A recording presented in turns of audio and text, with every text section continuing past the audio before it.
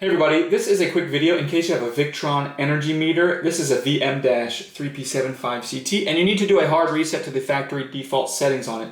Now you're going to want to do this for one of two reasons. The first one is troubleshooting. If this is not working properly and you're trying to get it to work and it's not controlling, it's not giving you proper data, maybe it's not connecting to the network and stuff like that, a hard reset can fix a lot of those issues.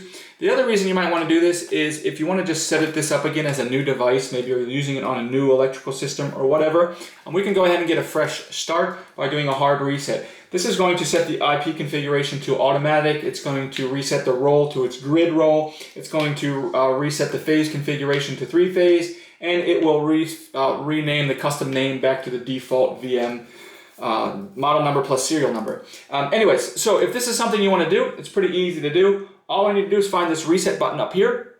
Now if you do a short press on this reset button, it will just restart it. It won't reset anything. But if you press and hold it, just press and hold the button, and then you will see that the status light will go blank for about 3 seconds.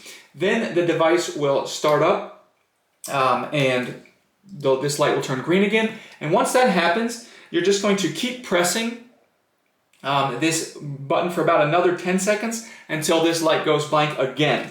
And once that happens, then you can release the button and then it will restart, and at that point it will restart back to the factory default settings.